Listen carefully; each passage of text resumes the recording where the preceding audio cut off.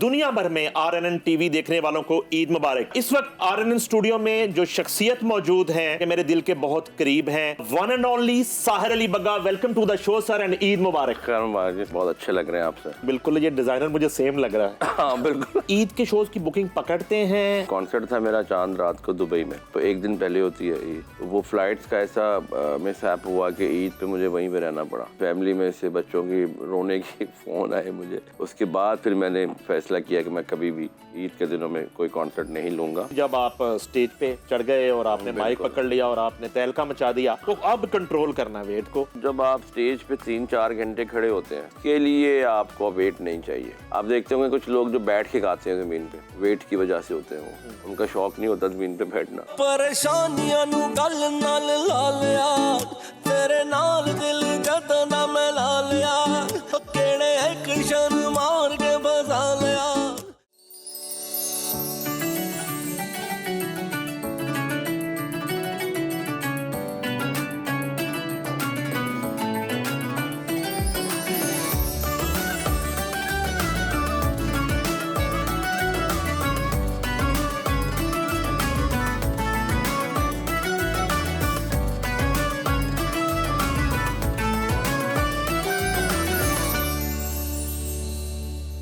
अस्सलाम वालेकुम नाजरीन, मेरी तरफ से आपको बहुत बहुत ईद मुबारक। और मुझे यकीन है कि आपकी ईद बहुत अच्छी गुजर रही होगी। अगर उसमें कोई कमी पेशी रह गई है तो वो मैं पूरी किए देता हूँ। एक बहुत ही खूबसूरत फ़नकार पूरी दुनिया में पाकिस्तान का नाम रोशन किया, और ये रवायती से जुमले हैं जो मैं बोल रहा हूँ। जब मैं उनको आपके रूबरू करूँगा तो यकीनन आपकी ये मीठी ईद मज़ीद लजीज हो जाएगी और आप इंजॉय करेंगे, बहुत मज़े मज़े की बातें भी करेंगे, म्यूज़िक भी होगा। और हमारी ट्रांसमिशन का नाम, हमारे शो का नाम है ईद मुबारक। मेरी तरफ से एक मरतबा फिर से दुनिया भर में RNN टीवी देखने वालों को ईद मुबारक। और इस वक्त RNN स्टूडियो में जो शख्सियत मौजूद हैं, एक वो भी एक रवायती जुमला बन जाता है कि मेरे दिल के बहुत करीब हैं। मेरा इनसे एक देरीना ताल्लुक़ है, मैं इनका बहुत बड़ा फ़ैन भी हूँ और इनको बतौर जर्नलिस्ट कवर भी करता रहा हूँ। One and only Sahir Ali Bagga, welcome to the show sir and Eid मुबारक। खैर मुबारक, अस्सलाम वालेकुम। वालेकुम सलाम। कैसे हैं सर आप? अल्हम्दुलिल्लाह। माशाल्लाह, बहुत अच्छे लग रहे हैं आप सर। सर बिल्कुल, ये डिज़ाइनर मुझे सेम लग रहा है। हाँ बिल्कुल। या इत्तफाक हो गया है। बिल्कुल, मुझे भी लग रहा है ऐसे ही कुछ। सेम डिज़ाइनर है। ये वैसे किसने डिज़ाइन किया आपका ड्रेस? सर ये मेरे नईम उबैर नाम है उनका। अच्छा, जिन्होंने ये डिज़ाइन किया है। मेरा ख्याल ये भी उन्होंने किया होगा डिज़ाइन। अच्छा, आपका ख्याल नहीं है? ये उन्होंने किया है। माशाल्लाह, बिल्कुल उन्होंने बहुत किया अच्छे है। डिज़ाइनर है हमारे। मेरे जितने कॉन्सर्ट्स होते हैं उसके कपड़े भी वही बनाते हैं। अच्छा, अब तो आपको बहुत ज़्यादा ड्रेसेस बनवाने पड़ते होंगे। सर मेरी गाड़ी सिर्फ ड्रेसेस से बड़ी होती है और कुछ नहीं होता। अच्छा, हाँ ड्रेसेस और शादी और बाकी सारे स्टाफ। बिल्कुल ऐसा ही है। तो कैसी गुजरी ईद सर? अल्हम्दुलिल्लाह आपके साथ गुजर रही है और हमेशा आपके साथ गुजरी है, तो अल्हम्दुलिल्लाह इस दफ़ा भी आपके साथ हैं। और बड़ी मज़े की ईद है और बड़ी खुशियां हैं और बहुत सारी अल्लाह ने कामयाबियां नसीब की हैं, जो कि डे बाय डे जैसे हम जा रहे हैं ज़िंदगी में मेहनत कर रहे हैं, तो इसी तरह इस ईद को भी ज़रा थोड़ा डिफरेंट लग रहा है कि हमने अल्लाह ने काफ़ी इज़्ज़त बख्शी है और बहुत सारी चीज़ें जो हैं नए तरीके से हुई हैं। ये ईद के जो दिन होते हैं, इनको किस तरह आप, बाज़ का तो ईद पे भी शोज़ आपको करने पड़ जाते हैं। बिल्कुल ऐसा ही है। अच्छा, ईद के शोज़ की बुकिंग पकड़ते हैं या दानिस्ता बच्चों के साथ, पेरेंट्स के साथ, बहन भाइयों के साथ ईद गुजारने के लिए शोज़ छोड़ते भी हैं? और किस तरह ईद के दिन डिवाइड होते हैं? पहला दिन कैसे, कहाँ गुजरता है, कैसे गुजरता है? टरू जो कि ससुराल डे कहलाता है, उस दिन क्या मसरूफियत होती है? तीसरे दिन क्या मसरूफियत होती है? जी बिल्कुल ऐसे ही है। मेरे साथ एक दफ़ा मैं कॉन्सर्ट था मेरा चांद रात को दुबई में, तो मैं क्योंकि वहाँ पर एक दिन पहले होती है ईद, तो इसलिए हम वहाँ चले गए। तो वो फ़्लाइट्स का ऐसा मिसहैप हुआ कि ईद पे मुझे वहीं पे रहना पड़ा। तो मेरे घर से, फैमिली में से बच्चों की रोने की फ़ोन आए मुझे।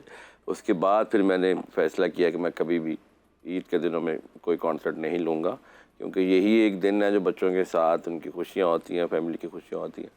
तो वो उसके बाद मैंने फिर कभी लिया नहीं इसका शो। अभी भी मुझे चांद रात के लिए आ रहे थे, मैंने मना कर दिया मैनेजमेंट टीम को कि मैं नहीं करूँगा। तो ईद का जो चांद रात होती है वो तो हम वैसे भी एक हमारा सिलसिला है, उस हिसाब से हम पहले जाते हैं अपनी दुआ खैर के लिए, माँ अम्मी अब्बू के पास जाते हैं, उनको लेते हैं।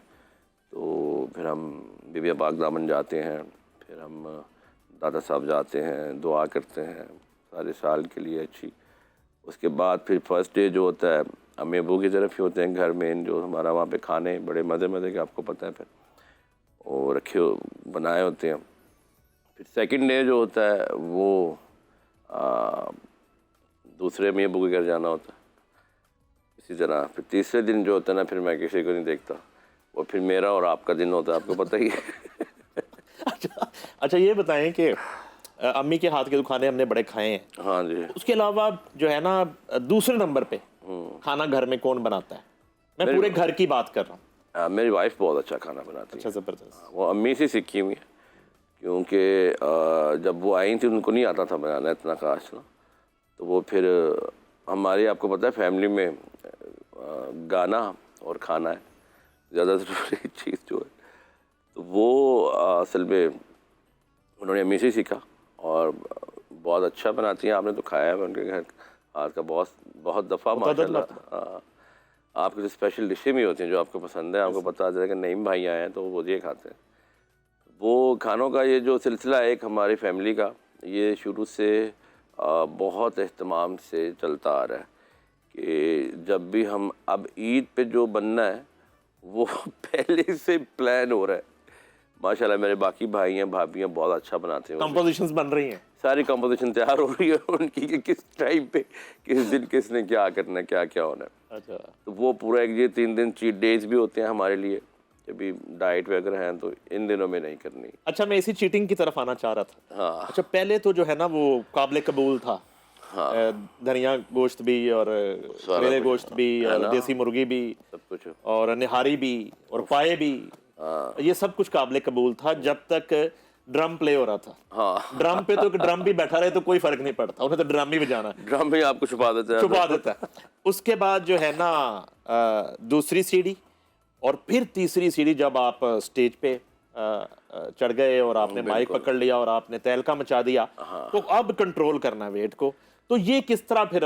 ये बड़ा मुश्किल काम है असल में। आप ना भी सोचे ना, तो जब आप स्टेज पे 3-4 घंटे खड़े होते हैं और उसके बाद आपको परफॉर्म करना होता है, उसके लिए आपको वेट नहीं चाहिए।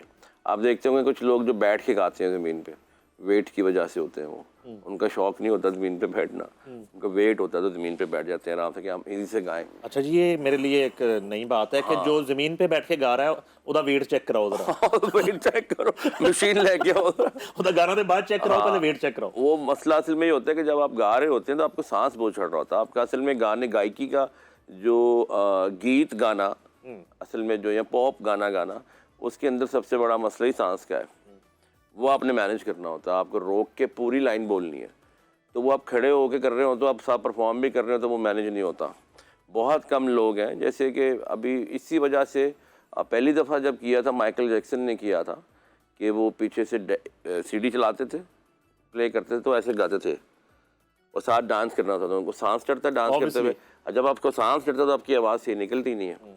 तो पहली दफ़ा उन्होंने किया था ये लिप सिंग जिसको बोलते हैं हम। गाने में तो ये भी नहीं हो सकता कि एक अंतरे के बाद सांस चढ़ गया तो बंदा के मिलते हैं ब्रेक के बाद। अगला अंतरा ब्रेक तो बाद पूरा करना पैना 2 अंतरे 3 अंतरे। हाँ, तो उस लिहाज से आपको वैसे भी अपना वेट जो है ना कम रखना चाहिए, मेंटेन रखना चाहिए। तो अभी जैसे कि हमारे लाहौर की कुछ ख़ास डिशेज़ हैं, जैसे में पाए बोल रहे थे आप, या हमारे टकाटक टाइप की चीज़ें जो हैं ये बहुत मज़े की हैं लेकिन बहुत हैवी हैं। तो ये दिल तो करता है लेकिन पूरा साल नहीं खाते। ईद हो या कोई शादी ब्याह हो, किसी तकरीब में हो तो फिर चलें चीट कर लेते हैं, वैसे नहीं खा सकते, हालांकि दिल बहुत होता है। नाज़रीन, नॉट ओनली एशिया, दुनिया मौसीकी का सबसे बड़ा इंस्ट्रूमेंटल घराना जिससे ताल्लुक़ रखते हैं साहिर अली बग्गा, और उस घराने में फिर जो है वो इतना बड़ा मुकाम पाना और उस लेगेसी को कैरी करना, ये बड़ा ही एक अल्लाह ताला की करम नवाजी और ब्लेसिंग के बगैर नहीं हो सकता। ये जो है कितना मुश्किल सफ़र था, चाहे हमारे सामने था, नाजरीन को आज की नई जनरेशन को बताने के लिए ये सफ़र जो है आज जहां पहुंचा, अगली मनाजिल क्या देखते हैं और आप सेटिस्फाई हैं अपने करियर से? अल्हम्दुलिल्लाह जी। मैंने तो हमेशा सिर्फ मेरे अब्बू हमेशा मुझे कहते रहते हैं और कहते भी थे और आज भी कहते हैं कि मंजिल को ना देखो, रास्ते पूरे करो अपने। तो वो हमेशा मैंने यही सोचा, जब हम असल में जब भी आप म्यूज़िक फैमिली से रिलेट कर रहे होते हैं तो उसमें ना ये बहुत बड़ा एक आपको एक जो टैग मिल जाता है ना कि फ़लाँ फ्लूट प्लेयर, फ़लाँ ड्रम प्लेयर, फ़लाँ तबला नवाज़, वो फिर वहीं पे उसकी ज़िंदगी जो ना आईडी कार्ड बन जाता है उसका कि ये फ्लूट प्ले करता है, ये फ्लूट प्लेयर ही है। तो इसमें सबसे ज़्यादा मुश्किल काम ये होता है कि आप एक टैग पे बहुत अच्छा काम कर रहे हैं और आप अच्छी ऑप्शन है सबके लिए, आपने वो टैग हटाना है, फिर आगे जाना है। इसी तरह मैं एज ए परकशनिस्ट ड्रमर मैं काम करता रहा हूँ। जब उसके बाद जब मैं फिर अरेंजमेंट्स में आया हूँ, जब मैंने एल्बम्स के म्यूज़िक प्रोग्रामिंग करनी शुरू की सीक्वेंसर्स पे, तो वहाँ से फिर कुछ लोग ऐसे थे जो वो मानते नहीं थे कि he is a good arranger, कहते ये ड्रमर ही है। हालांकि गाने में सुपरहिट जा रहे थे, जो बना रहा था वो अल्लाह की करम नवाज़ी से बहुत अच्छा जा रहा था। लेकिन उसके बाद फिर जैसे मैं कंपोजिंग की तरफ आया, उसमें भी मैंने इंटरनेशनल अवार्ड्स लिए, मैंने पाकिस्तान की तरफ से मैं अल्हम्दुलिल्लाह मैंने अचीव की बहुत बहुत चीज़ें। तो उसके बाद फिर एज ए सिंगर मुझे मौका मिला, जब आप जैसे भाइयों ने कहा कि यार बड़ी अच्छी आवाज़ है आपकी, गाने आप सुनते थे पहले अकेले, आपको याद ही होगा, और तो कोई सुनता नहीं था मुझे। तो फिर जब मैंने गाया तो उधर आज, लेकिन ये सफ़र जिसकी आप बात कर रहे हैं, ये मेरा ख़्याल है एक लगन हो और आप लगे रहें तो खुदा आपके रास्ते खुद ही बना देता है। तो क्योंकि मेरा नेचर नहीं था कि मैं कोई बिज़नेस कर सकूं, या मेरी एजुकेशन भी इतनी नहीं थी कि मैं कोई बहुत बड़ा कोई बिजनेसमैन बन सकूं। तो मैं म्यूज़िक ही मेरी एजुकेशन थी शुरू से और मैं उसी में रहा हूँ। तो मेरा ख़्याल है कि I am a very lucky person कि मैं जहाँ पे जो मेरा शौक़ था वो मुझे सीखने को भी मिला और मैंने सीखा भी, और उसी में मुझे अल्लाह ने इज़्ज़त दिया। ये माँ के हाथ की जो हांडी होती है ना, उसकी बंदे को आदत पड़ जाए और कभी परदेश काटनी पड़ जाए तो बड़ा एक अजाब होता है कि यार वो उस खाने के बगैर मज़ा नहीं आ रहा। तो जिन लोगों को आपकी आदत पड़ गई थी कि आपकी बनी हुई कंपोजिशंस और आपके अरेंजमेंट्स उन्होंने गाने हैं, उनके क्या हालत देखी आपने? कभी तरस नहीं आया कि यार इन्हां दे नाल ज़्यादती कर रहा मैं? यार असल में ना मैं आपको बात बताता हूँ, ये फेम जो है ना, ये बहुत अच्छी चीज़ उसके लिए जिसके पास है, बुरी चीज़ उसके लिए ये बन जाती है जब जिसके मिला होता है वो अपने से खुद को ना कमतर समझना शुरू कर देता है। ये नेचर है। ये मैं ही समझता हूँ कि जैसे एक इंसान में सॉफ्टवेयर होता है ना, एक जो हर किस्म का, एक समझ लें कि आप प्लग इन है जो आपने यूज, अब मेरे में जेलसी फैक्टर भी होगा, अब मेरे में किसी से डरना वाला सॉफ्टवेयर भी होगा, मेरे से एक खुश होने वाला सॉफ्टवेयर भी होगा मेरे अंदर। अल्लाह ने सब कुछ बनाया, मैं ऐसा कंप्यूटर हूँ जिसके अंदर सब चीज़ें हैं। लेकिन बात यह कि मैंने यूज़ कौन सा करना है। अगर मैं किसी से जेलस हो रहा हूँ, उसको मैं पॉजिटिवली देख रहा हूँ, अपनी कामयाबी देख रहा हूँ उसके अंदर में, अगर मैं समझ रहा हूँ कि यार ये बंदा कामयाब कैसे हुआ, तो अगर मैं उसके पीछे जाता हूँ तो मेरा पॉजिटिव वे है। अगर मैं उसकी टांग खींचनी शुरू कर दूँ तो वो मेरा नेगेटिव वे है, उसको ज़ाहिर हो जाता है। जेलसी पॉजिटिव भी होती है कि आप उससे सीख रहे हैं, ये तो मैं ऐसा समझता हूँ ये अच्छी बात है। अब तभी जेलस होंगे ना जब आपको लगेगा कि यार ये मेरे से आगे निकल गया। तो मैं ये समझता हूँ कि जिन लोगों के लिए मैं काम करता रहा हूँ, जो लोग मेरे से करवाते रहे हैं काम, उनमें बहुत सारे लोग ऐसे हैं कि जिन्होंने ख़ुद फेम में आके मेरे सामने मतलब मेरे साथ मेहनत करके ही आगे बढ़े और बहुत आगे बढ़े। वो पीछे मुड़ के ना देखने वाला तो चलो समझ आती है, लेकिन जो साथ चल रहे होते हैं उनको ना देखना, ये एक बहुत बुरी बात है। तो मेरे में अल्हम्दुलिल्लाह ये इस तरह की कोई बैड बात नहीं है। अल्हम्दुलिल्लाह मैं समझता मेरे साथ जो लोग आज से 20 साल पहले थे वो आज भी मेरे साथ हैं और वैसे ही हैं। मैं उनके लिए अगर उस टाइम पे रात को 4 बजे भी खड़ा हो जाता था उनके लिए, तो वो मैं आज भी वैसे ही हूँ। किसी भी हालात में, खुशी हो गम हो, मैं आज भी वैसे ही हूँ। इसके आप भी गवाह हैं। आप मेरे सबसे चहेते दोस्त हैं बचपन के। आपको पता है जितनी हमारी कम्युनिटी है, हम सारे ऐसे हैं एक दूसरे के साथ। तो उन लोगों की ख्वाहिश है, आज भी मुझे कहते हैं। अब वही लोग हैं कि मैं अपना काम कर लेता था, जब उनका गाना हिट भी हो जाता था, वो फेम में भी होते थे, उनका कंटिन्यू काम भी कर रहा था। और जब मैंने पैसे लेने होते थे तो वो फ़ोन नहीं उठाते थे, और मैं अगर घर चला जाता था तो घर के अंदर नहीं बुलाते थे कि हमारी मीटिंग चल रही है, बाहर खड़े रहें। ठीक है, तो फिर आप एक गर्मी में खड़े हुए हैं और आपको पैसे भी नहीं मिल रहे हैं, तो आप देख रहे हैं कि बंदा स्टार बन गया जी, बहुत बड़ा आदमी हो गया। तो आप कह भी कुछ नहीं सकते क्योंकि उसके पास पावर भी होती है। ऐसा ना कि फड़वा ही ना दबे, बंदा डर रहा है कि पुलिस वाले को फ़ोन करके पकड़वा दे, हालांकि पैसे भी आपने लेने होते हैं उससे। तो फिर ऐसे ही था, मैं बड़ा पॉजिटिव रहा उस टाइम पे भी। मैंने इस चीज़ को ये भी समझता रहा कि कोई बात नहीं, उसका टाइम है और ऐसे होता है, वो बिज़ी होगा या उसके पास घर में जगह नहीं होगी, लोग आए होंगे, काम कर रहे होंगे, इसलिए तो मैं बहुत पॉजिटिवली देखता रहा हूँ चीज़ों का। इन्हीं चीज़ों के सबब में मुझे यही लगा कि आज अल्हम्दुलिल्लाह वही टाइम है। उन लोगों की तस्वीरें छोटी लगी होती है, मेरी बहुत बड़ी लगी होती है उसी कॉन्सर्ट के अंदर। तो ये टाइम की बात है।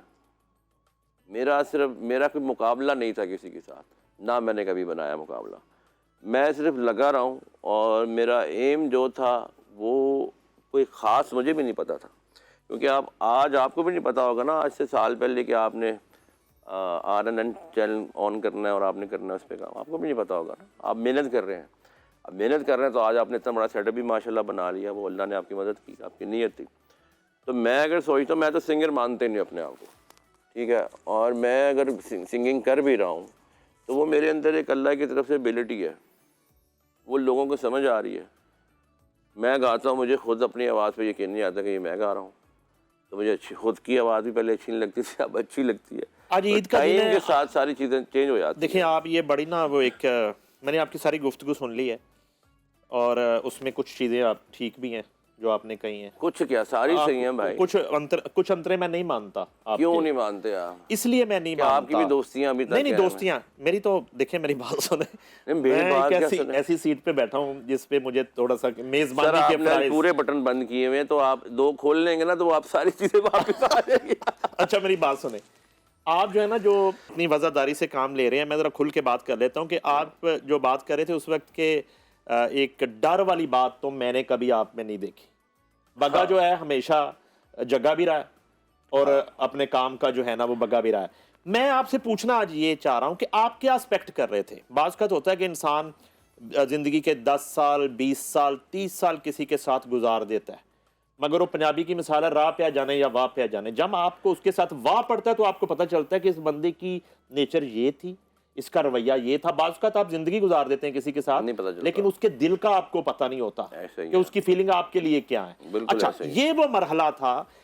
आप क्या एक्सपेक्ट करते थे कि आप जिन लोगों के लिए इतने इतने बड़े सॉन्ग्स बना रहे थे, उसमें राहत फ़तेह अली खान थे, उसमें आतिफ असलम थे, उसमें शफकत अमानत थे, उसमें अली जफर थे, आप ये एक्सपेक्ट कर रहे थे सबसे कि जब आप स्टेज पे चढ़ने का फैसला करेंगे तो सब खड़े होकर क्लैप करेंगे और वेलकम करेंगे कि साहिर अली बगा कम ऑन द स्टेज, आप स्टेज शेयर करें दुनिया का हमारे साथ। आप ये एक्सपेक्ट कर रहे थे उनसे, और ऐसा नहीं हुआ क्या? मैं ऐसा एक्सपेक्ट भी नहीं कर रहा था और ऐसा हुआ भी नहीं। मैं आपको ये बता रहा हूँ, मुझे तो खुद पता नहीं था कि मैंने स्टेज पे जाना है। अगर मुझे ये पता नहीं तो मैं कैसे एक्सपेक्ट कर सकता कि मेरे लिए वो क्लैप करेंगे कभी। मैं सारों से बड़ा खुश हूँ, मेरे दोस्त हैं सारे, बड़ा अच्छा मेरा प्यार है उनके साथ। मैंने राहत साहब के साथ बड़ा काम किया है, उनके साथ बहुत मतलब वो खुश भी होते हैं मेरे से जब मुझे मिलते हैं, मुझे मुबारकबाद भी देते हैं कि आपने बड़ा अच्छा कर रहे हैं, आप बड़ा अच्छा जा रहा है सारा सीन। लेकिन वो मुझे ज़रूर ये कहते हैं कि हम मिस करते हैं वो टाइम जब आप कंपोज करते थे और सारी चीज़ें। तो मैंने कहा मैं तो अभी भी कर रहा हूँ, इंशाल्लाह तो आपके साथ ज़रूर करेंगे काम। लेकिन वो ख़ुद भी बहुत अच्छा कर रहे हैं सारे। जैसे अभी लास्ट अभी 23 मार्च पे मैंने अभी जो नेशनल एंथम किया है, आतिफ असलम साहब ने गाया है, उससे पहले भी मैंने किया था। फिर रमज़ान में एक फासलों को तकल्लुफ़ जो है, एक नात उन्होंने पढ़ी है रीडू, वो भी मैंने उनको रीअरेंज किया, रिकम्पोज़ किया उसके अंदर और उसकी काफ़ी चीज़ें। तो वो हमारा बड़ा आपस में एक प्यार चलता रहता। बात जहाँ तक है कि जो मैं एक्सपेक्ट कर रहा था किसी से, वो ये है कि रिलेशन बहुत अच्छा है, सब कुछ अच्छा है, मैं बहुत हेल्पिंग रहा हूँ ना अगर आपके लिए कभी, तो मुझे कभी क्यों नज़र आया कि मेरे लिए भी कोई हेल्पिंग है। समझे मेरी बात? आपको याद होगा आज से कोई 12-13 साल पहले कुछ लोगों ने मुझे धमकियाँ लगानी शुरू कर दी लड़ाई की, आपको याद होगा आप उस वक्त। तो जो डर की बात आप करें, ये डर नहीं था, लेकिन मैं अकेला लड़ने के काबिल नहीं था, आपको ये भी तो पता है ना। जब मेरा सामान तोड़ दिया, स्टूडियो आके मेरी चीज़ें उठा के ले गए कि अभी मैं टाइम नहीं दे रहा, या आपको याद होगा वो सारी स्टोरी जो थी। नहीं, मैं फजर के वक्त पहुंचा भी था, मैं वही आपको बताने लगा हूं। बॉक्सर भी रहा मैं। हाँ जी बिल्कुल रहे हो। उस टाइम फिर आप आए थे, आपका मैंने कॉल किया, फिर आप आके वहाँ 3 दिन मेरे साथ बैठे हैं स्टूडियो में। बिल्कुल। और आपने सारा हैंडल किया इस चीज़ को। कभी देखते हैं कौन आता है, क्या करता है, क्या नहीं होता। उस्ताद राहत फ़तेह अली खान के साथ आपने बड़ा काम किया। आपको एक गिला था कि ज़रूरी था, ज़ाहिर है कि वो आपकी कंपोजिशन थी और आपका राइट है कि जब तक ज़रूरी था जो है वो लोग सुनते रहें, उसमें आप का क्रेडिट आपको मिलता रहे। ये इतनी बात थी सर। उसमें कुछ छोटे मोटे चीज़ें होंगी। मैं पहले क्लियर कर दूं, और आप ज़्यादा बेहतर जानते हैं कि मेरा मसला नाज़रीन रेटिंग रूटिंग कोई नहीं है। ये रेटिंगें सारी जो है ना, इज़्ज़तें ये अल्लाह ताला के हाथ में है। बेशक। मैं सिर्फ जो है ना मुझे पता है कि आज भी साहिर अली बग्गा कुछ कंपोज करें उस्ताद राहत फ़तेह अली खान के लिए, और वो ज़रूरी था प्लस हो सकता है। तो एक तो सबसे पहले खान साहब को ज़रा इस कैमरे में ईद मुबारक कहें। राहत फ़तेह अली खान साहब, ईद मुबारक कहें उनको। ईद मुबारक खान साहब। आप लव हैं और आपके हम फ़ैन हैं, बहुत अच्छे, बहुत बड़े फ़ैन हैं, आपको प्यार करते हैं हमेशा, बहुत दिल से। आप खुश रहें, सलामत रहें, और स्पेशली आपको शाह ज़मान की बहुत मुबारक हो। ये आपके घर में एक नया पौधा लगा है और मेरी बहुत सारी दुआएं दिली उसके साथ हैं। मेरे लिए कभी मुझे मौका मिला उसके लिए कुछ कंपोज करने का, तो मैं दुआ करूँगा अल्लाह से कि मेरे से अच्छा हो कंपोज, और वो गाए और वो दुनिया में नाम करे उस चीज़ से भी। वाह वाह वाह, क्या बात है। अच्छा सर, इसी मुबारकबाद के साथ ज़रा शाह ज़मान का अब बताएं मुझे, आपने जब सुना है यार अभी, वो बहुत मेहनती है। मेरी मुलाकात इतनी नहीं है उसके साथ, क्योंकि जब हमारा काफ़ी अरसे से हम मिलकर काम नहीं करते, तकरीबन 2018 से शायद 19 से, तो इसी टाइम पे शाहजमान माशाल्लाह मेहनत कर रहा है और उसको शौक़ है। असल में सारी बात शौक़ की है यार, मैं ये समझता हूँ। आप किसी को जितना मर्जी मार मार के सिखा ले, नहीं सीख सकता वो। टाइप जो है शाह ज़मान की गाने की, उसको कैसे आप डिफाइन करते हैं एज ए एक्सपर्ट? वो उनके उसका फैमिली स्टाइल है, जो फैमिली का अच्छा, है, वो उसको मिला हुआ है माशाल्लाह, ज़बरदस्त। और अब ये है कि अभी उसकी आवाज़, क्योंकि एज ऐसी है, अभी बन रही है आवाज़। जैसे बॉडी एक अपने टाइम पे एक जगह जाके खड़ी हो जाती है, उसी तरह इसकी आवाज़ कभी सिलसिला, कभी खराशी होती है, कभी खुल जाती है, कभी वो टाइम ऐसा है। बच्चा है, अभी बड़ा हो रहा है माशाल्लाह, लेकिन गायकी जो उसको घर से मिली हुई है ना, वो उसका एक प्लस पॉइंट है माशाल्लाह। और उसके अलावा बाकी जो खान साहब राहत भाई जो हैं, वो बहुत माशाल्लाह गुनी आदमी हैं, उनको सीखे हुए हैं अपने उस्तादों से, और अपना एक्सपीरियंस भी बहुत ज़्यादा, उससे ज़्यादा अपना एक्सपीरियंस हो चुका है। असल में सबसे ज़्यादा मुश्किल बात जो होती है, और जो आपको सीखने के लिए भी सबसे जो बड़ी ब्लेसिंग्स होती हैं, वो ये होती हैं कि आप अपनी गायकी के अलावा किसी कंपोज़र का गाना बना हुआ गाएं। वो एक नई सीख है जो हर बंदे को मिलती है। तो इसी तरह उन्होंने जैसे इंडियन कंपोज़र्स हैं इतने इतने अच्छे और मुश्किल भी, वो सारे गाए। वो एक नया वो एक्सपीरियंस है कि किसी की नई कंपोजिशन को कैसे अपने रंग में ला के करना है। और उसके साथ जो वो वाला एक्सपीरियंस है, जब वो घराना जो उनका है, उसके जो वहाँ से मिला हुआ है, शाहजमान को जो मिल रहा है, उसके साथ अगर ये खान साहब राहत साहब वाला जो एक्सपीरियंस इसको मिलेगा, तो वो एक इंशाल्लाह ताला बहुत अच्छा। इसी में सर एक आइडिया आया। आइडिया तो देखें मैं कितने आपको देता रहा, तो मेरा क्रेडिट कभी मुझे मिला नहीं है और मुझे कोई गिला नहीं है। अच्छा, मुझे ये बताएं कि शाह ज़मान अली और अज़ान अली, इनके लिए कुछ चीज़ बनाएं। ये दोनों ना छोटे थे बहुत, मतलब ये होंगे 9-9, 10-10 साल के, 8-9 साल के। इन्होंने दोनों ने, नाज़रीन, अज़ान अली साहिर अली बग्गा जूनियर की बात कर रहा हूँ, जिन्होंने जो है वो APS का सॉन्ग भी गाया जी, बड़ा दुश्मन बना फिरता है, और उस पर भी अभी मैंने आना है, और मुझे दुश्मन के बच्चों को पढ़ाना है। ये दोनों हिस्टोरिकल सॉन्ग जो है पाकिस्तान के जो अफवाज पाकिस्तान हैं, उनके साथ सोलिडेरिटी और APS का जो वाक़या था, और उस मुश्किल वक्त में ये अज़ान अली ने गाए। तो मैं बगैर इस रिक्वेस्ट कर रहा हूँ कि शाह ज़मान अली सन ऑफ लेजेंड उस्ताद राहत फ़तेह अली खान और अज़ान अली, इनका एक ड्यूट होना चाहिए। जी बिल्कुल, इन्होंने गाया हुआ है पहले भी एक गाना डुएट दोनों ने ना, बहुत छोटे थे दोनों, 8-9 साल के थे। तो अब भी इंशाल्लाह ताला दोनों, अगर मैं और खान साहब दोबारा मिले कभी तो ये दोनों भी मिल जाएं। अगर हम ना भी मिले तो अल्लाह करे ये दोनों मिलके काम करें। यार ना मिलने वाली आपकी गाड़ी जो है वो बेदियां की तरफ नहीं मुड़ती, स्टीयरिंग खराब है उधर? नहीं सही या, है या यार। खान साहब की फेस 7 नहीं आती? मैं खान साहब को नहीं, जो है पकड़ के हमारी फेस 7 ले मुलाकात- आऊंगा, आपको पकड़ के बेदियां ले जाऊंगा। हमारी मुलाकात असल में ना अभी, क्योंकि बिजी मैं भी बहुत हूँ। नहीं तो मेरे कार रख लो। तो रख लागे। हमारी ज़्यादातर मुलाकात अब एयरपोर्ट्स पे होती है, जहाज़ में होती है। अच्छा। हाँ, पहले वो अकेले घूमते थे, तो अब मैं भी सिंगर बन गया, मैं भी घूमता था। तो हमारी मुलाकात वहाँ पे हो जाती है। और मुझे पूरी उम्मीद है कि इंशाल्लाह अभी जो मैंने एक पूरा इंडस्ट्री अपनी एक छोटी सी मैं बनाना चाह रहा हूँ, जो मैं अच्छा। बनाने जा रहा हूँ, आपको मैंने जी, वो दिखाई बताइए। जी बिल्कुल।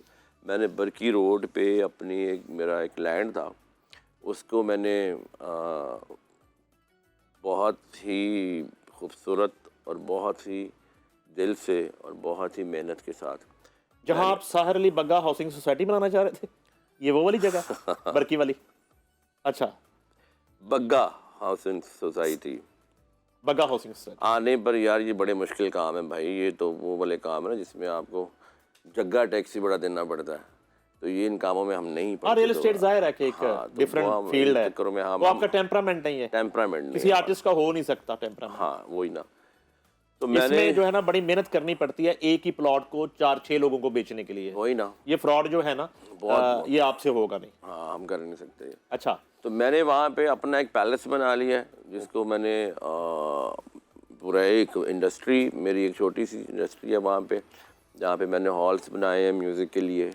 और वहाँ पे एक सिंगिंग कंपटीशन का शो स्टार्ट कर रहा हूँ मैं, और उसके साथ फिर हम एक सीज़न स्टार्ट कर रहे हैं, क्योंकि मेरे अपने चैनल जो है अल्हम्दुलिल्लाह बहुत अच्छा है। उस पर मतलब जितना भी हमारे पाकिस्तान में म्यूज़िक कर रहे हैं सबसे नंबर 1 पे मेरा चैनल आता है। तो मैं बल्कि ऑडियंस का बहुत शुक्रिया अदा करना चाहता हूँ, जो लोग मेरे चैनल पे आते हैं, वो सब्सक्राइबर्स हैं वो, और मुझे ऑलमोस्ट डेली के 5000 सब्सक्राइबर्स आते हैं गुड। उस पर। तो मैं उन लोगों का बहुत शुक्रगुजार हूँ जो मेरी चीज़ें पसंद करते हैं। तो उन्हीं के लिए जहाँ मैं इतना सा एक लिरिक्स वीडियो आ जाता है या एक छोटा सा कोई वीडियो आ जाता है, मेरा म्यूज़िक का गाने आ जाता है, वहाँ पे मैं बहुत सारा कंटेंट लेके आ रहा हूँ, जो पे पूरी दुनिया से टैलेंट वहाँ पे आ सकता है, सिर्फ पाकिस्तान का नहीं, पूरी दुनिया का टैलेंट आएगा उस पर। और सिंगिंग कंपटीशन करेंगे। अभी तक मैंने 4500 लोगों का ऑडिशन कर चुका हूँ। अच्छा, वाह, जबरदस्त। ये पूरे पाकिस्तान से या पूरे वर्ल्ड से? पूरे वर्ल्ड से। अच्छा, ये ऑनलाइन ऑडिशंस हुए सारे? जी सारे ऑनलाइन ऑडिशन में, वो भी हम ऑन एयर करेंगे इसको चैनल के ऊपर। जबरदस्त। बल्कि मैंने आपसे बात भी की थी कि हम इंशाल्लाह ताला जॉइंट वेंचर करके कोई इस चीज़ को बनाएंगे इस तरह का, लेकिन मैं वर्किंग मेरी स्टार्ट है इसके ऊपर। जबरदस्त। और मेरी चीज़ें जो हॉल वगैरह जो वहाँ पे जो बनने हैं वो बन गए हैं, गुड। उनकी टचिंग हो रही है इंशाल्लाह। मैं अगर म्यूज़िक में हूँ, मेरे इतने साल म्यूज़िक में गुजरे हैं, और मुझे म्यूज़िक से पाकिस्तान ने, पाकिस्तानियों ने पूरी दुनिया में बहुत प्यार दिया है, बहुत इज़्ज़त दी है। मेरी ज़िंदगी बहुत पुरसुकून बनाई है अल्हम्दुलिल्लाह इन लोगों की वजह से। तो मैं यही चाहता था कि मैं जो भी अर्न किया है वो मैं उसको बैक करूं, और अपने लोगों को आगे भी अच्छे से अच्छी आवाज़ें, अच्छे से अच्छा म्यूज़िक पाकिस्तान की तरफ से वो अगर मैं कर सकता हूं तो मैं रिटर्न बैक ज़रूर करूं। अच्छा, मैं चूँकि IFB यूज़ नहीं करता, तो मेरे प्रोड्यूसर ने मुझे ये बताया हुआ कि जब आर्टिस्ट रिलैक्स फील कर रहा हो ना, उस वक्त उससे गाना सुन लें, फिर वो ज़रा एक्टिव हो जाता है।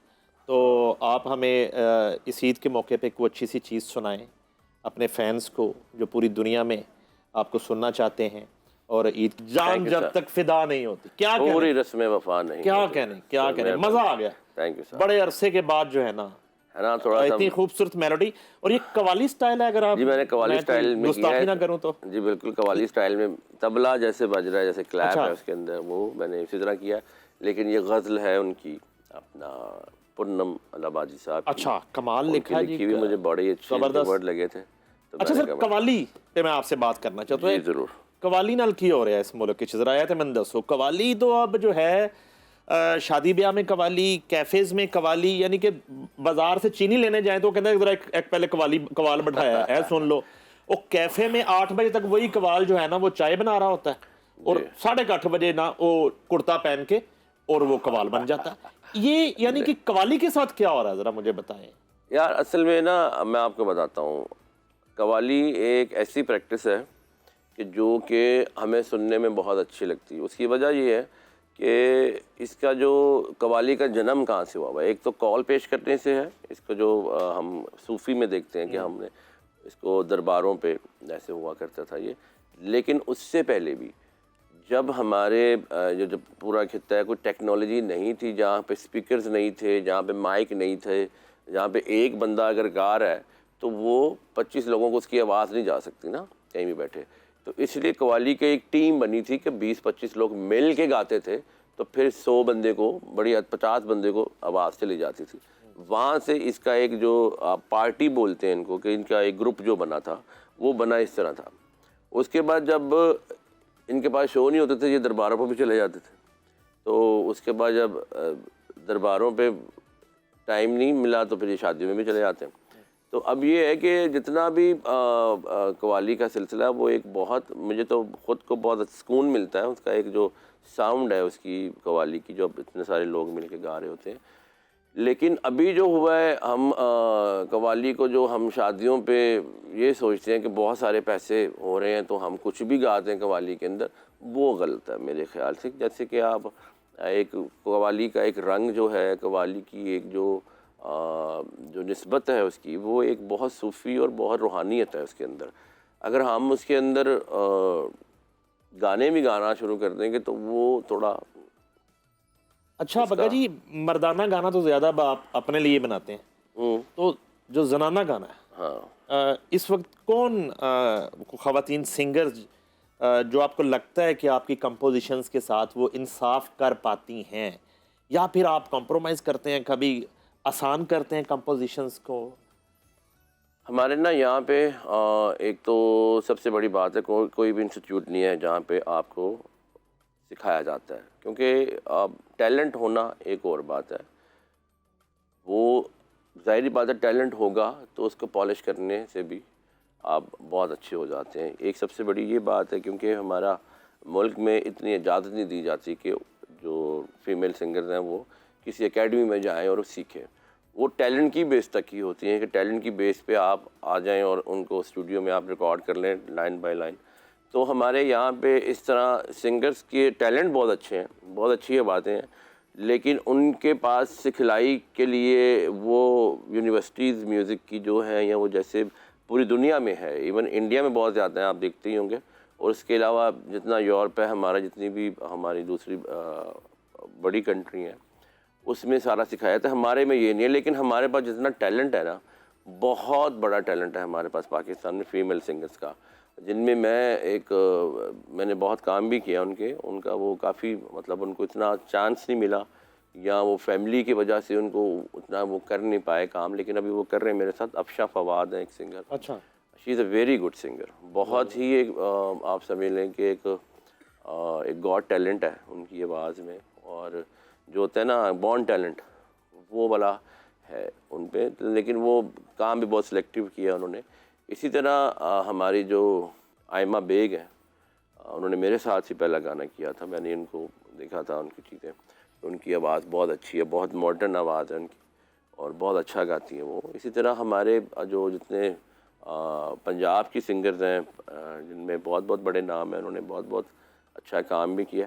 लेकिन एक हद तक जाके सब में फ़र्क सिर्फ इतना रह जाता है कि अगर ये साथ सीख लेते और इनको इजाज़त मिलती, इनको प्रैक्टिस करने का टाइम मिलता, तो ये ऐसे ही हमारे पाकिस्तान में सिंगर्स फीमेल का एक पूरा रश होता जैसे कि इंडिया में है। आयमा बेग ने वो बाजी किया आपके साथ, वो फिर इतना उनका नाम हो गया, फिर उसके बाद कुछ ज़्यादा प्रोजेक्ट नहीं किया आपके साथ उन्होंने? असल में जैसा इनकी आवाज़ है, आवाज़ में हमेशा से कहता था बड़ी खूबसूरत आवाज़ है इनकी, और पिक भी बहुत अच्छा है इनका। और कोई भी गाना मैंने, जब भी वो गाती हैं कोई भी गाना, वो एक बड़े अच्छे अंदाज से गाती हैं। लेकिन मैंने जो सबसे पहले ये किया था कि आयमा जब मेरे साथ बाजी गाना गाने से पहले जब हम काम करते थे साथ स्टूडियो में, तो वो हम जैसे OST ड्रामे का कर लिया, कोई ऐसी चीज़ें कर ली। लेकिन वो अंग्रेज़ी गाना बहुत अच्छा गाती हैं, उनका जो फॉल्सिटो है, वह उनकी जो चीज़ें हैं वोकल की, जो नाक को यूज़ करना वोकल के अंदर, वो बिल्कुल एक अंग्रेज़ी स्टाइल का है, जो जैसे अंग्रेज़ सिंगर्स गाती हैं। तो मेरे लिए ना एक तजर्बा तो मैं आपको पता करता रहता हूँ कोई ना कोई नई चीज़ करने के लिए। तो मुझे लगता था कि अगर हमारे कल्चर का जैसे सराइकी गाना है, सराइकी वर्ड्स हैं, सराइकी कंपोजिशन है, अगर अंग्रेज़ी आवाज़ वाला बंदा इसको गाएगा तो कैसा लगेगा। तो ये मैंने आयमा जी को जब लिया तो मैंने जब वो गाना याद कराया तो वो कहती ये गाना मेरे लिए नहीं है, मुझे लगता मैं गा सकती हूँ। मैंने कहा इसलिए मैं तुम्हें कह रहा हूँ कि तुमने गाना है, क्योंकि तुम ये नहीं गा सकती, तुमने गाना अपने अंदाज से है। इसका फॉल्सिटो बनाया गाने, मतलब जितने इंग्रेडिएंट हैं उसके अंग्रेज़ी सिंगिंग के, कि आप वर्ड को नाक से बोलते हैं, आप ज़्यादा मुंह खोलते हैं या आप रगी से गाते हैं, तो वो जितने भी एलिमेंट हैं मैंने कहा आपने ये सारे इसमें यूज़ करने हैं। अब ज़रूरी नहीं है कि आप इसको पंजाबी गाना समझ के गा रहे हो, आप समझें कि आपको वर्ड्स दिए कि आपने गाना वही है। तो वो एक डिफरेंट लगा था उसके अंदर। तो मुझे लगता है कि शायद जो लोग और भी आयमा के लिए गाने बनाते हैं या और सिंगर के लिए, वो उनकी आवाज़ के साथ कोई एक्सपीरियंस नहीं करते, वो ऐसा करते हैं कि ये बस ये गा दे। अच्छा, अभी 2025 में कभी ये जो हमारी सीनियर फीमेल सिंगर्स हैं, जैसे हुमैरा अरशद हैं, हुमैरा चन्ना हैं, फरिया परवेज़ हैं, सायरा नसीम हैं, शाहिदा मिनी हैं, शाजिया मंजूर हैं, इनके लिए कभी कोई आइडिया नहीं आया आपके ज़हन में? या अब मेरे लिए मैंने बहुत काम किया है इनके साथ, बहुत सारे गाने अभी की बनाए बात मैं। कर रहा हूँ, अभी 2025 की। अभी भी मैं करना चाहता हूँ इनके साथ, लेकिन असल में बात यह है ना कि उन्होंने भी इतना काम कर लिया, शायद शौक़ ख़त्म हो रहा है करने का, मुझे लगता है। तो अब मतलब रूटीन लाइफ में आ चुके मैं कि भाई वो मन्ने तरन्ने जिसको बोलते हैं, वो सिंगर हैं, लोग उनको जानते भी हैं। तो ये सबसे मुश्किल काम है कि जब आप बहुत फेमस हो और बहुत सारा काम कर रहे हो, उसके अंदर आपने नई चीज़ करनी कोई। आपसे गाना बनवाने के लिए और आपकी कंपोजिशन गाने के लिए सिंगर का, नए सिंगर का अमीर होना ज़रूरी है? किसी गरीब नहीं बंदे यार, के लिए भी बिल्कुल बना देते हैं आप? आपको तो पता सुना है है बहुत पैसे लेते हैं आप। और मैं जिनके पास पैसे हैं उनको नहीं मैं छोड़ता, जिनके पास नहीं है उसको हाथ से भी दे देता हूँ। अच्छा सर, कभी ऐसा हुआ कि कोई सिंगर आया हो आपके पास और उसे पैसे का इशू नहीं है, रेल पेल है, बड़ी गाड़ी में आया है, लेकिन गाना उसके अंदर नहीं है, और कभी आपने मना कर दिया कि नहीं आप नहीं गा सकते? सर ऐसा मैं अभी कह देता हूँ, पहले नहीं कहता था जब मेरे पास पैसे नहीं होते थे ना। अच्छा। फिर मैं ऐसे कहता था तू गूंगा भी होगा ना तुझे गवा दूंगा, पैसे दे। अच्छा, गूंगे को भी गवा दिया? हाँ, एम इशारे में गूंगा मसलन बाजी गूंगा किंज गा रहा है मसलन। सर उस पे उस ऐसा जो बड़ी मज़े की बात है, किसी वक्त ये होता था कि हमें खर्चे बहुत होते थे, स्टूडियो हमने बड़ा बड़ा लगाया होता था, बिल आए होते थे, पैसे होते नहीं थे। किराया, तो जो बिल। बड़े स्टार जो काम कर रहे होते थे उनका तो होता था ना कि 3 गाने किए तो 2 महीने बाद पेमेंट्स क्लियर होनी है, हम कैसे सर कैसे चलाए, तो वो पैसे होते नहीं थे उस पॉइंट पे। तो जो आता था कोई ऐसा बंदा कि जी हमने गाना गाना है, तो मैं सिंगर, अब बिल्कुल गाना नहीं आता, ज़ीरो, ठीक है, तो उसको हम समटाइम ऐसे करते थे, मैं कहता था ऐसा गाएंगे कि आप जैसा गाएगा कोई नहीं। कहता अच्छा कैसे होगा, मैंने कहा बस बेटा पैसे दे तो। कमाल है। फिर वो अब हमें भी पता होता था इसने आगे करना कुछ नहीं है ना, इसने कोई वीडियो बनाना है, इसको शौक है, पूरा करके चला जाएगा घर। तो वो उस तरह का होता था। हम फिर कोई स्टूडेंट से गवा देते थे, जब वो हमें कहते थे हम गाना उसको सुना दिए कि ये गाना तेरे लिए बनाने का जी बेस्ट है, हम कहते हैं माइक पे जाके गा, वो पता नहीं क्या गाता था, बोंगा शोंगा, उसकी आवाज़ को हम थोड़ा ट्यून करके साथ कोई स्टूडेंट होता ना उसको गवा दिया सेम, वो सही गा रहा होता था, तो हम उसको सुनाते थे जी तूने गाया है, वो कहते जी मैं हूँ, वाह वाह वाह। अच्छा, ट्यूनर जो है उसका हाँ जी। कितना रोल है आज के जदीद दौर में गाने को? सर मैं आपको बहुत बड़ा नाम है हमारे पाकिस्तान में, पूरी दुनिया में उन्होंने नाम किया, उस्ताद मेहंदी हसन खान साहब। मैं समझता हूँ कि उनसे ज़्यादा पक्का सुर मैंने बहुत कम देखे हैं, ऐसे पक्के सुर, मतलब इतना जैसे अल्लाह ने ट्यूनर उनके गले में फिट किया हुआ है, ऐसा था। अभी भी सुनते हैं तो लगता है, लेकिन अभी इस ज़माने में जैसे कि डिजिटल हो चुका है सब कुछ, तो इस ज़माने में अगर वो भी होते तो उनको भी ट्यूनर की ज़रूरत पड़नी थी। अच्छा जी, मेहंदी हसन खान। हाँ जी, क्योंकि एनालॉग के अंदर वो जो एक घूमता था ना रिकॉर्डिंग के लिए, आपको फिरता दिखते होंगे आप, टेप जी। होती थी जो, उसमें रिकॉर्डिंग में और एक जो वेव की रिकॉर्डिंग है उसमें बहुत फ़र्क है। ओके, ठीक है, वहाँ पे आप सोलफुल कर सकते थे, आपके साथ 50 म्यूजिशियन साथ बजा रहे हैं, वो ज़रूरी तो नहीं है कि जो 50 वायलिनिस्ट बैठे हुए हैं उन सब की ट्यूनिंग एक जैसी हो, वो थोड़ा बहुत हिलते थे, वो उसकी मिल की एक साउंड बनती थी, सिंगर भी थोड़ा बहुत हिलता था, वो पता नहीं चलता था। अभी आप आज भी निकालते हैं, अब एआई का ज़माना आ गया है, जैसे हम सॉफ्टवेयर हैं, आप म्यूज़िक अलग कर देते हैं, वॉइस अलग कर देते हैं, तो आप देख लें खुद ही। अब डिजिटल पे ऑन करता कहते हुई गाना हमने इतना सुना हुआ, इतना बेसुरा गाया हुआ इन्होंने। अच्छा सर, वायलेंस से मुझे याद आया कि हमारे मुल्क में वायलिन का क्या हाल है, तबला यार। किस हाल में है, गिटार के क्या हालात हैं, और सबसे बड़ा ऑर्केस्ट्रा, मैक्सिमम ऑर्केस्ट्रा आपने कितना देखा? कितने वायलिन बजे होंगे एक गाने में? सर मैंने 150 लोगों का ऑर्केस्ट्रा भी देखा हुआ है पाकिस्तान में। पाकिस्तान में सर। ये कौन से सॉन्ग थे यार ये अभी जो लास्ट टाइम था रोबन गोश साहब का जी? या निसार बदमी साहब का, ये आप लगा लें कोई अर्ली 90s होगा, ठीक है, उसमें उन्होंने काम किए हैं। और इतने सारे म्यूजिशियंस बैठे होते थे, जब बैकग्राउंड स्कोरिंग होती है म्यूज़िक उनका, जो फिल्म के साथ जो पीछे म्यूज़िक बज रहा होता है, उसमें तो एक एक सीन के अंदर आपको अलग अलग इंस्ट्रूमेंट चाहिए होते हैं, ऑर्केस्ट्रा चाहिए होता है, उसमें तो 200 से भी ज़्यादा लोग बैठे होते थे उसके अंदर। तो अभी सिर्फ देखिए, मैं हमेशा कहता रहा हूँ, आपको भी पता होगा, मैं कहता था कि यार हमारा जो पाकिस्तान का एक म्यूज़िक, अभी भी देख रहे हैं इंडिया में वो तेज़ लोग हैं, उनको समझ आती है, वो अपना तामिल का कल्चर ख़त्म नहीं कर रहे। भले बॉलीवुड ने अंग्रेज़ी म्यूज़िक पकड़ के सारा कुछ कर लिया, तामिल वाले अपने म्यूज़िक से नहीं हटे, वो आज भी नौटंकी म्यूज़िक बजाते, ढंगड़ा कंटंगड़ा ढंगड़ा कंटा, ये किसी अंग्रेज़ का नहीं, उनका ही है। उनकी आज भी कोई बड़ी फिल्म होती है उसमें वही होता है। तामिल से याद आया कि आप जो है बड़ी हीरो लुक है अब आपकी, वेट शेट आपने कंट्रोल किया है, कोट शोट भी बड़े शाहरुख टाइप आप पहनना शुरू हो गए, तो एक्टिंग का नहीं कभी हुआ कोई जो है वो बग्गे का ही रोल हो फिल्म में, साहिर अली बग्गा, यार मैं और एक ऑटोबायोग्राफी बन जाए, एक फिल्म बना दे, कितने ले जाने देने पैसे थे? नहीं बस सुन लेना, बनाऊंगा। अच्छा, इसमें सिर्फ ना मुझे ऑफर हुआ था ड्रामों की भी ना, तो उसमें ये था कि मैंने हाँ भी कर दिया, लेकिन उसके अंदर उन्होंने 50 डेटें मांगी थी मेरे से। अच्छा, अब 50 डेटों का मतलब है कि आप सुबह 9 बजे से रात 9 बजे तक 50 दिन सेट पे हाँ एक्टिंग, तो पैसे और उसमें 50 डेटों में 45 या 48 शोज भी कंप्रोमाइज होंगे, ठीक है है मसला ना।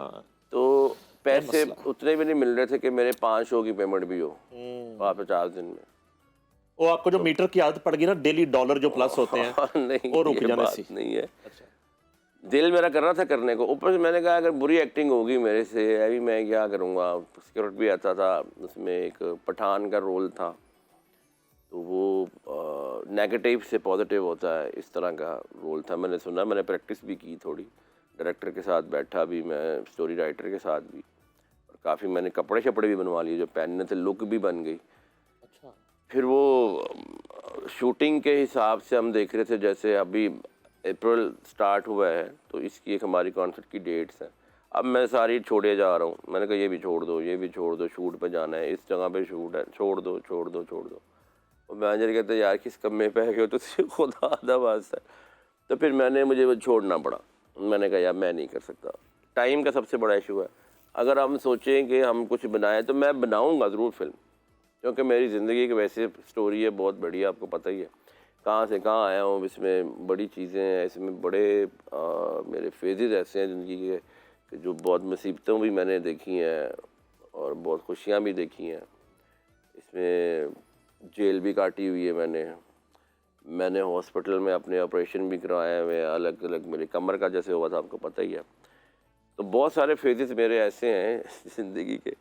एक मोहब्बत की भी एक बहुत बड़ी डार्क स्टोरी है मेरी, जो लोग मुझे हमेशा पूछते हैं कि आप सैड गाना जो गाते हैं उसमें क्या ऐसी वजह है, क्यों करते हैं। तो वो एक स्टोरी होगी, इंशाल्लाह वो मैं बयान करूँगा किसी फिल्म में इसी तरह। तो वो बहुत मटेरियल बहुत है मेरी लाइफ का, तो मैं इंशाल्लाह उस पर ज़रूर करूँगा काम। डायरेक्टर किसको लेना चाहते हैं अपनी फिल्म का? यार डायरेक्टर आप और मेरे से अच्छा कोई नहीं हो सकता, आपको पता है। अच्छा, मेहरबानी, थैंक यू। है ना, मेरे पास तो टाइम भी है।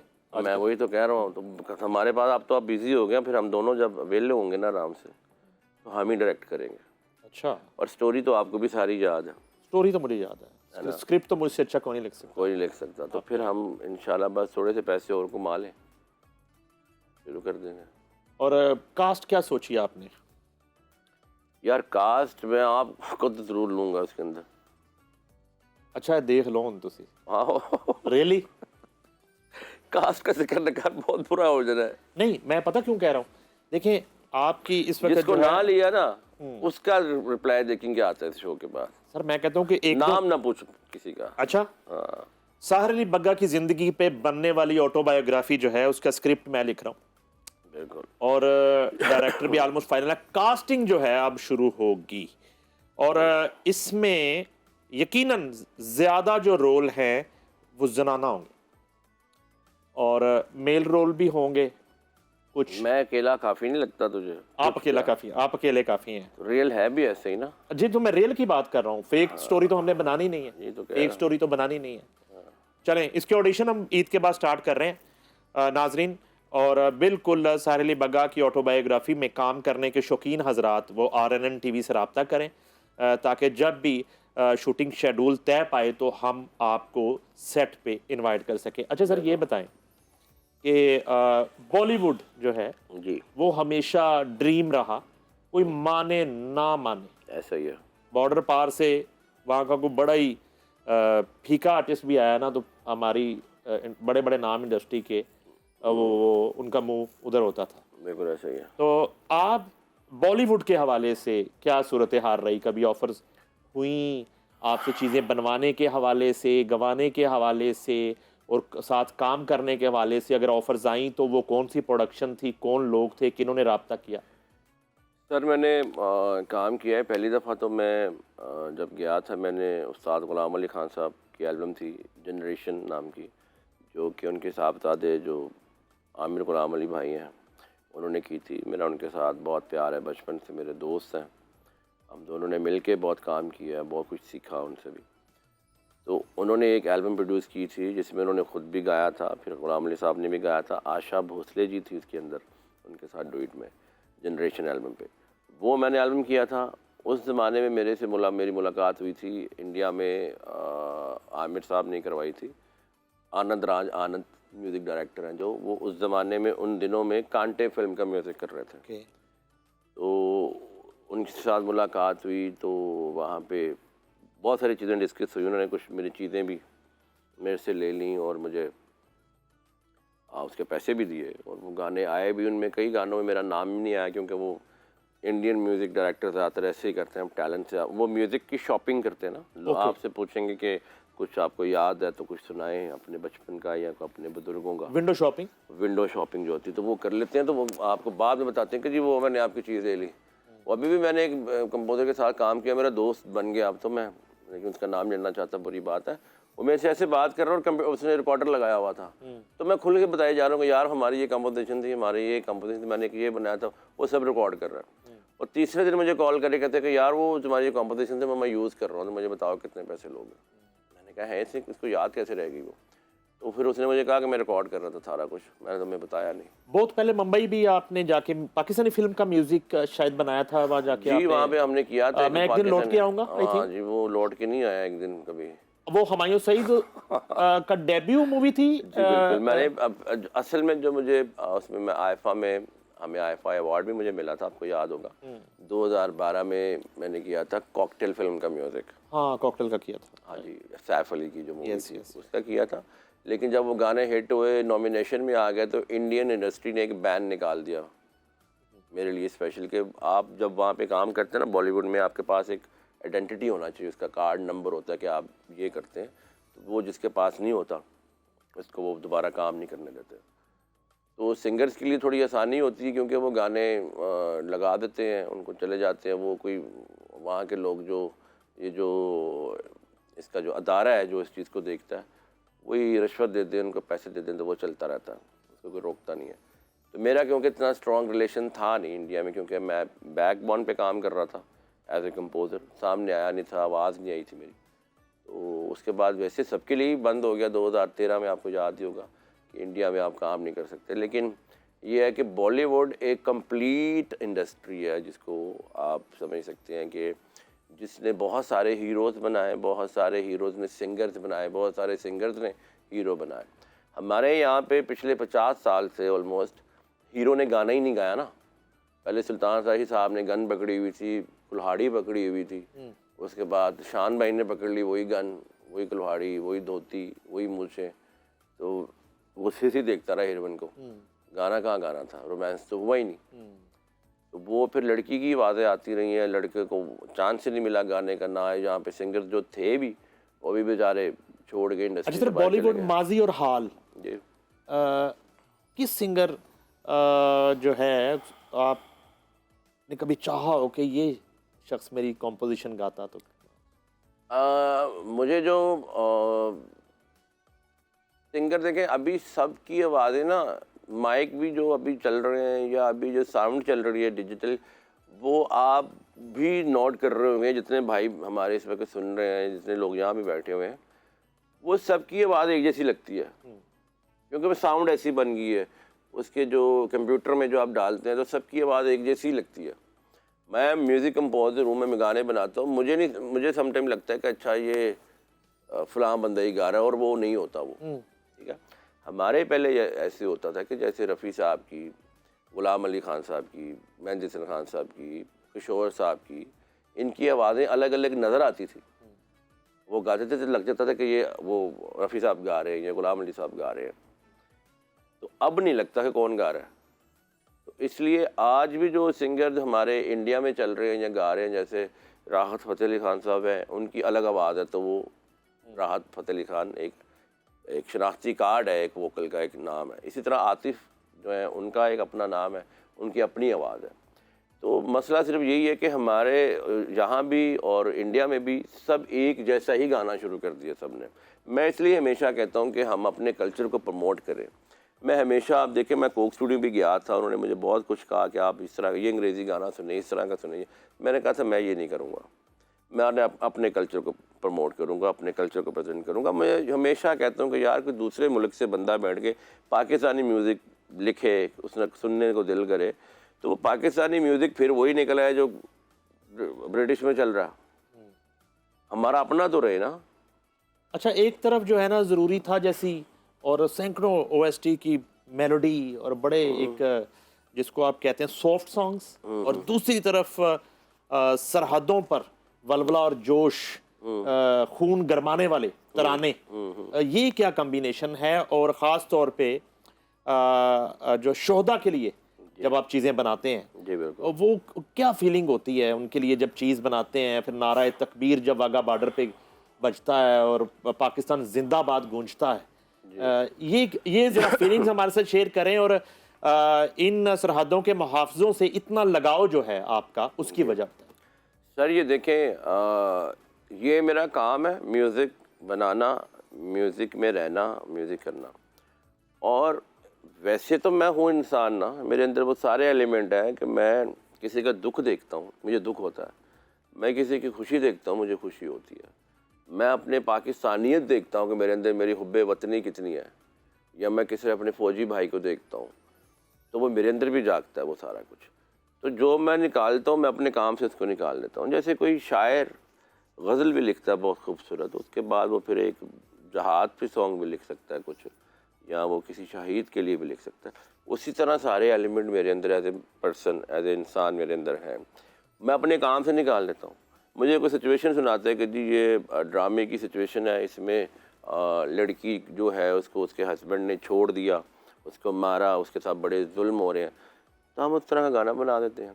भी एक सिचुएशन आती है कि जी एक लड़का बहुत अमीर है, उसको गरीब लड़की से प्यार हो गया, गरीब लड़की ने उसके मुंह पे थप्पड़ मार दिया, तो वो बंदा उसको कहता है मुझे प्यार है, मैं इसको गोली भी मार सकता हूँ, लेकिन मैं क्या करूँ, मुझे दीवानगी होगी, मैं बना देता हूँ तो दीवानगी ओ बेवफा तेरी दीवानी।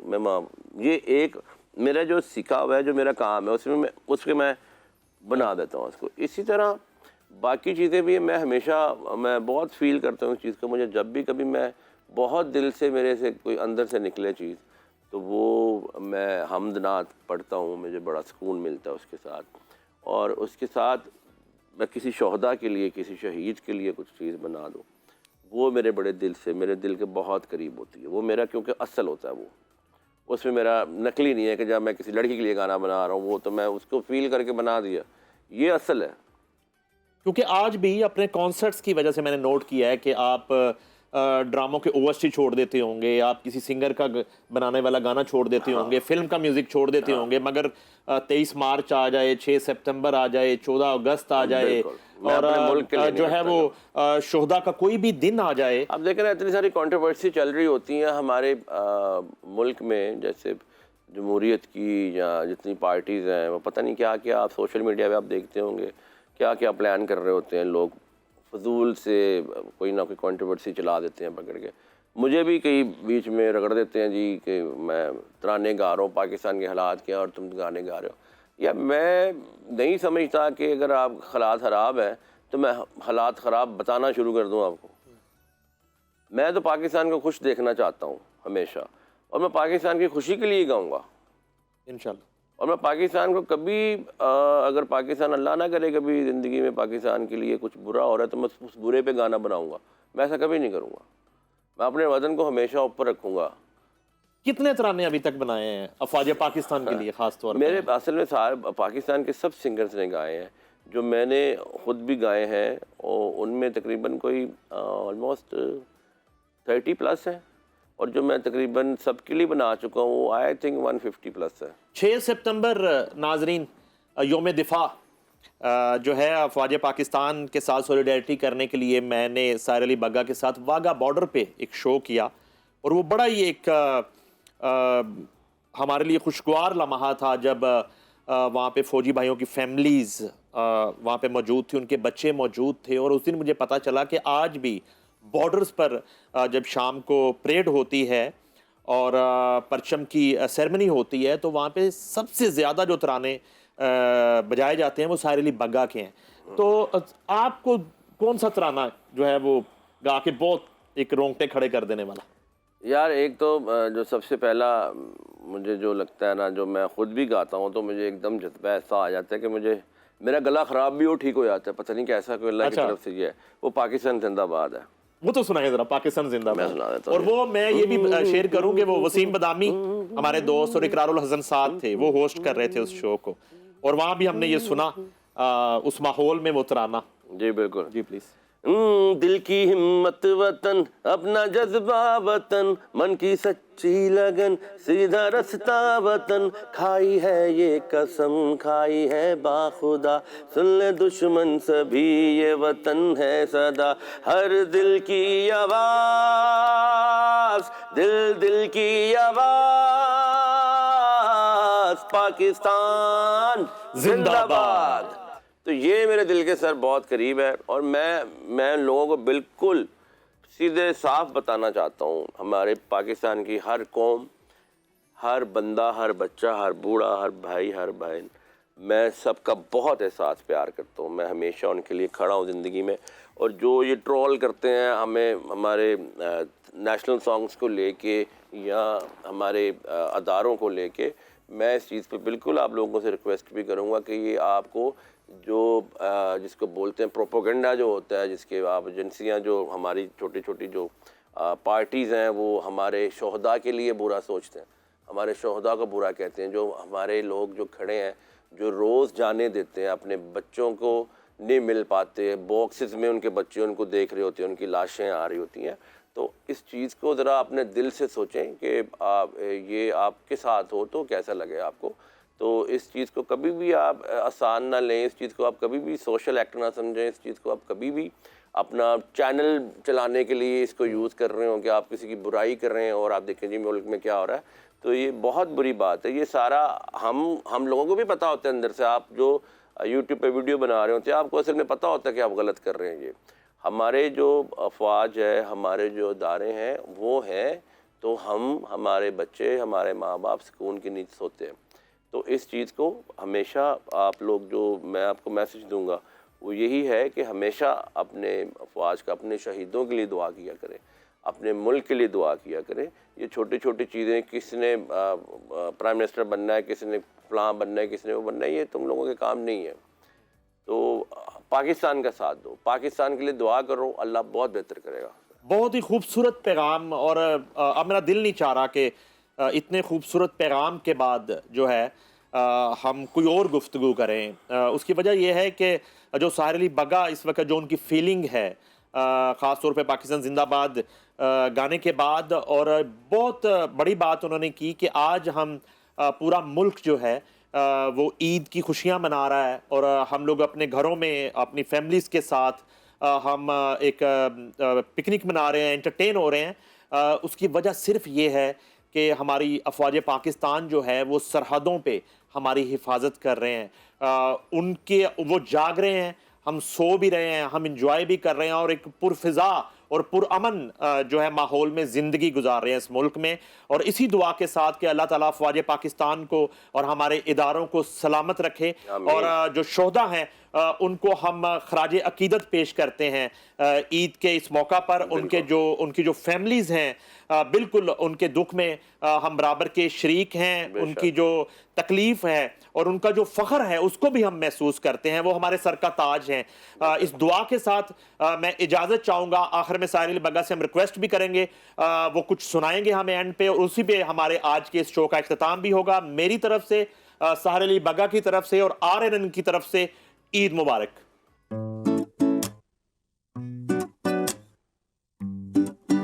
परेशानियां नू गल नाल ला लिया, तेरे नाल दिल जदों दा मैं ला लिया, केड़े एक शन मार के बसा लिया, मैनू इश्क दे रोग विच पा लिया। तेनू यारियां ने लगदियां प्यारियां, उन्हां प्यारियां दी चढ़ियां खुमारियां, भुल जानियां ओ फिर तेनू सारियां, जदों ला लिया मैं सज्जे खब्बे यारियां यारियां यारियां।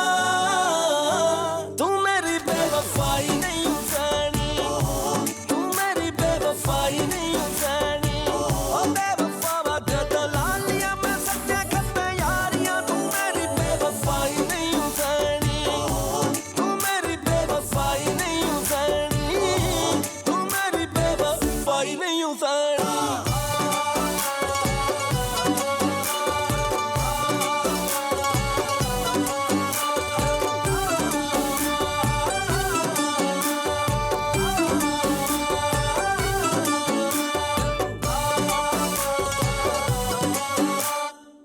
प्यार इन्ना कीता तैनू, मुल की तू पाया, मुल की तू पाया। सौरभ दी वे कीता सामे, किन्ना ए तुरवाया, किन्ना ए तुरवाया। जे मैं हंजुआं च कजला पा लिया, फिर पुछी ना तू कित्थे दिल ला लिया। मेरे एक शन मार के बसा लिया, मैनू इश्क दे रोग विच पा लिया। तेनू यारियां ने लगदियां प्यारियां, उन्हां प्यारियां दी चढ़ियां खुमारियां, भुल जानियां ओ फिर तेनू सारियां, जदों ला लिया मैं सज्जे खब्बे यारियां यारियां यारियां। तू मेरी बेवफाई नहीं जानी, तू मेरी बेवफाई नहीं जानी, ओ बेवफा जदों ला लिया मैं सच्चे खब्बे यारियां। तू मेरी बेवफाई नहीं जानी, तू मेरी बेवफाई नहीं जानी, तू मेरी बेवफाई नहीं जानी।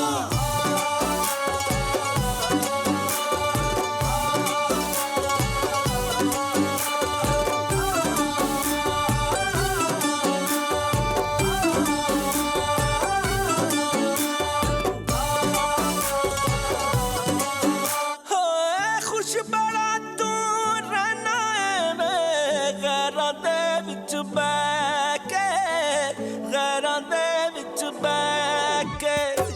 भुलना ही सी भुल गया तू, डैणा दे विच बैठ के, डैणा दे विच बैठ के। वे किते हत्थों वैर टूने वाला खा लिया, ओ जेड़ा मेरा सी ओ दिल किथे ला लिया। मेरे एक शन मार के बसा लिया, मैनू इश्क दे रोग विच पा लिया। तेनू यारियां ने लगदियां प्यारियां, उन्हां प्यारियां दी चढ़ियां खुमारियां, भुल जानियां ओ फिर तेनू सारियां, जदों ला लिया मैं सज्जे खब्बे यारियां यारियां यारियां। तू मेरी बेवफाई